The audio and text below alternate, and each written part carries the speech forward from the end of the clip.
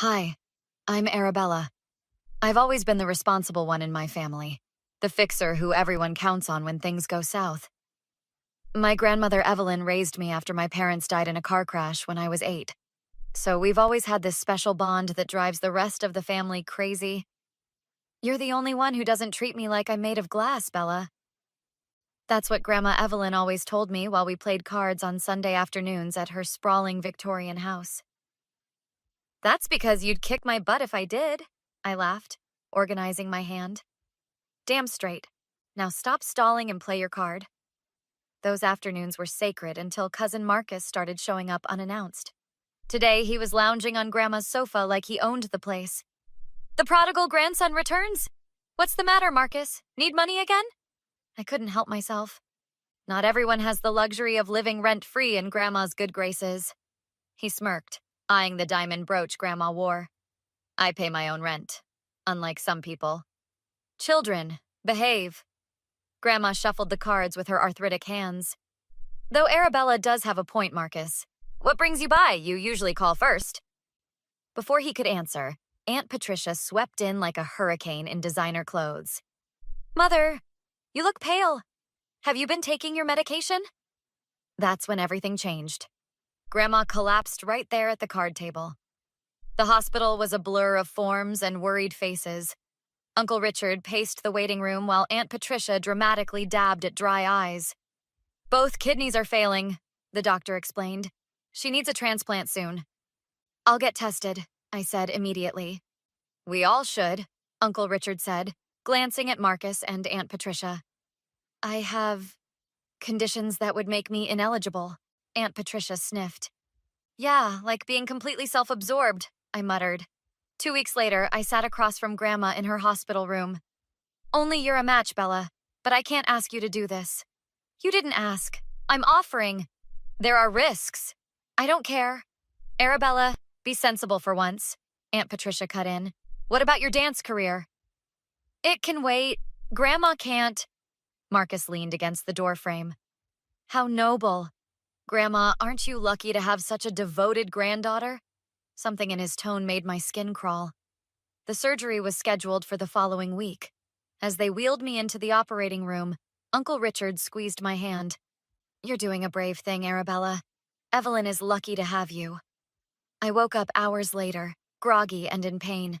The first face I saw was Sophie, my college roommate who now worked as a nurse. You did it, champ, she whispered. Your grandmother is already showing improvement. Through the haze of pain medication, I smiled. Everything would be okay now. Grandma would get better, and our Sunday card games would resume. I had no idea what was coming next, how quickly gratitude could turn to suspicion, or how saving someone's life could be twisted into something ugly. Recovery was brutal. While Grandma Evelyn was up and walking within a week, I battled infection and complications that kept me bedridden for nearly a month. Every time I called her room, the nurses said she was sleeping or in therapy. When I finally dragged myself to visit her suite in the hospital's VIP wing, I found Marcus sitting by her bed, showing her something on his tablet. Look who finally decided to grace us with her presence, Marcus smirked, closing whatever he was showing Grandma. Been a little busy trying not to die. I leaned against the doorframe, still weak. How are you feeling, Grandma? Grandma Evelyn barely looked at me. Fine. The doctors say I'm recovering remarkably well. That's great. I thought maybe we could play cards when you're feeling up to it. I'm rather tired, Arabella. Perhaps another time? But Grandma, I brought your favorite deck. I said not now. Marcus and I have plans to review my investment portfolio. The coldness in her voice hit me harder than any physical pain. I noticed Marcus giving me a smug smile. I've been keeping Grandma company. We've been discussing family matters, haven't we? Yes, Marcus has been so attentive, unlike some people who've been absent. I was in the ICU, Grandma. I had complications from the surgery. Always with the excuses. Marcus says you're just milking it for sympathy. Milking it? I have an 8-inch scar and can barely walk.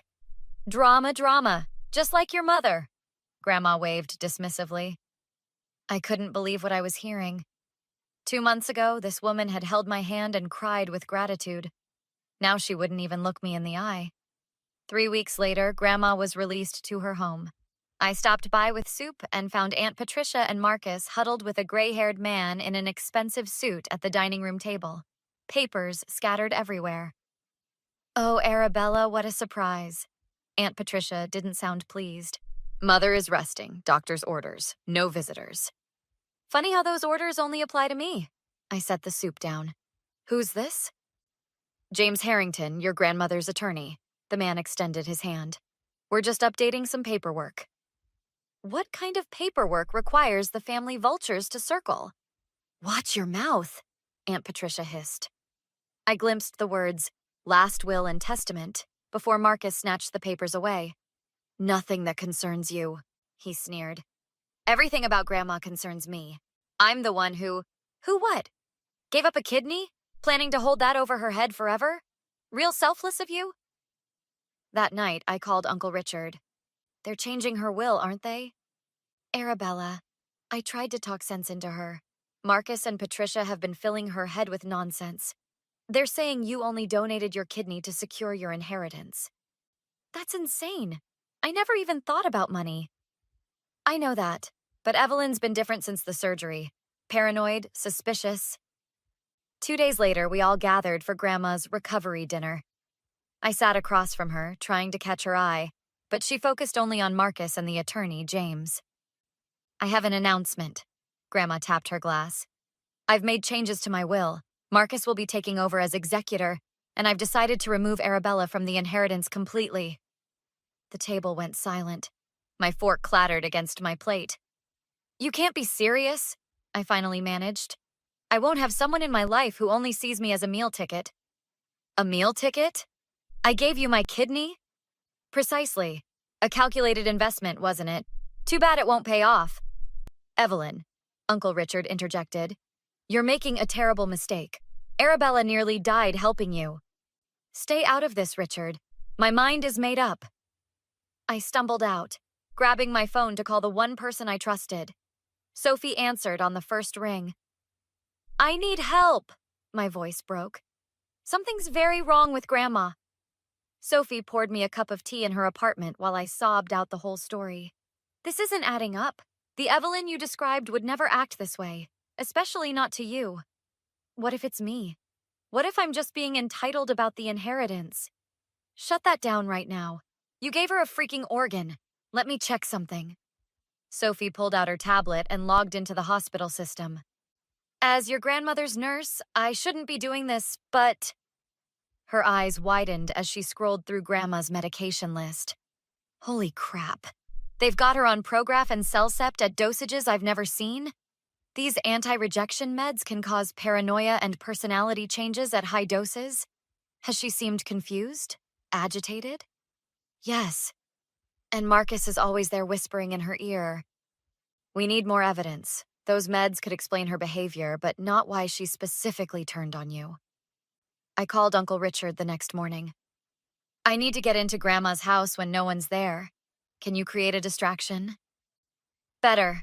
I have a key. Patricia and Marcus are taking Evelyn to a specialist appointment tomorrow. I'll meet you there at 10.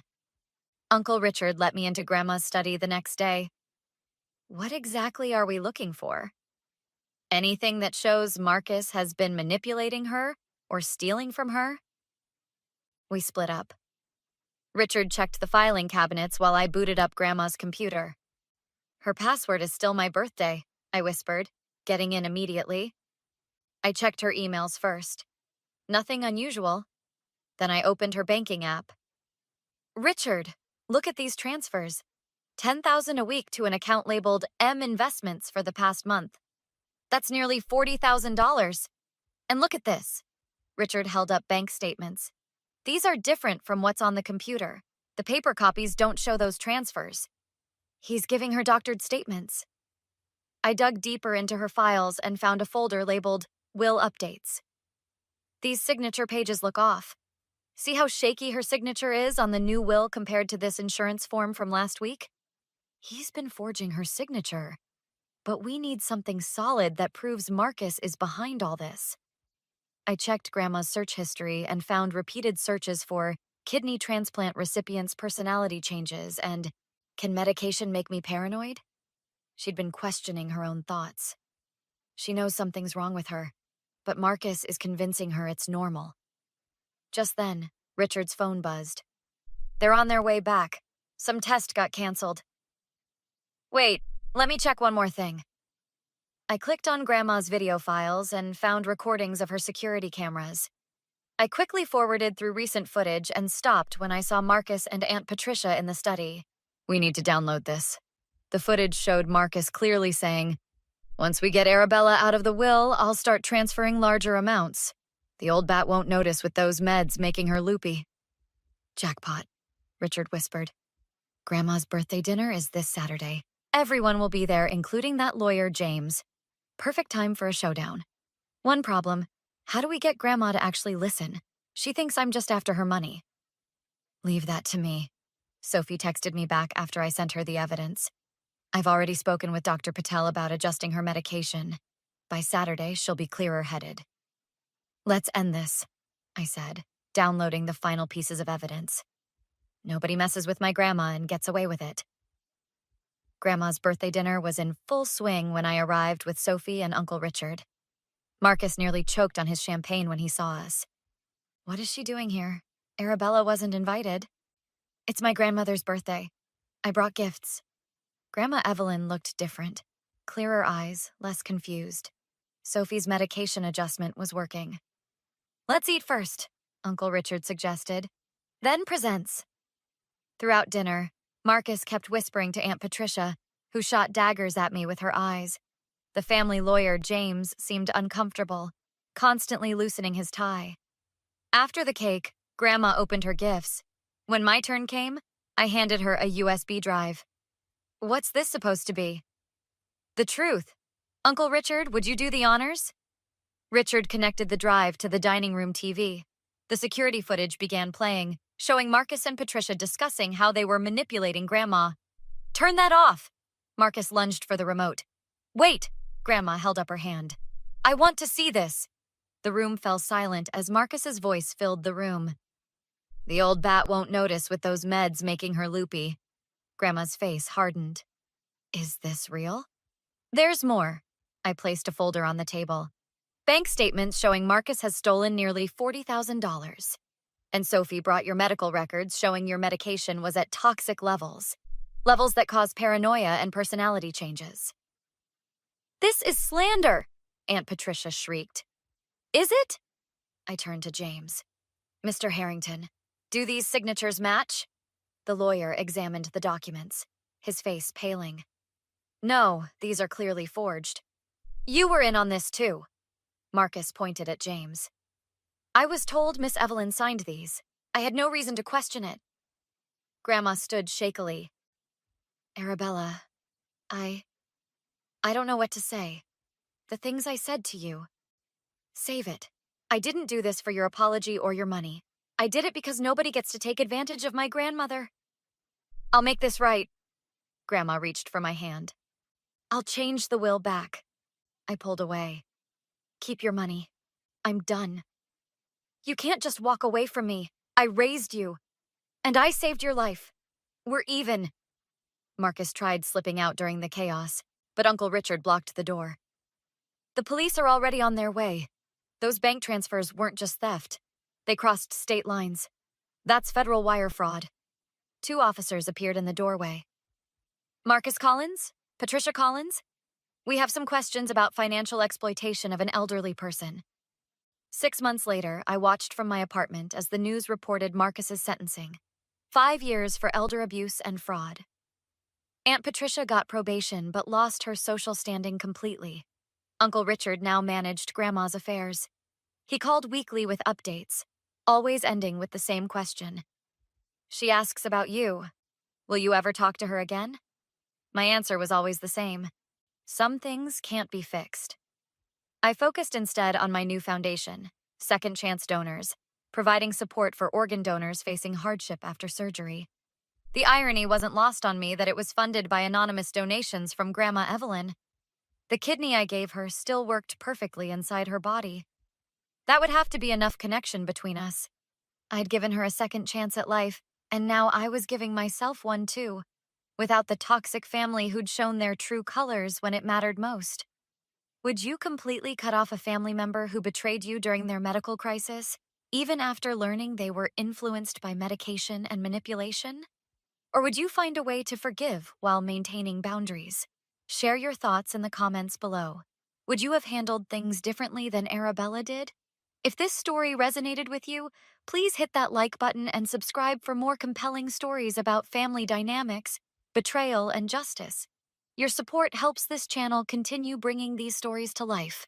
What would you do if you were in Arabella's position?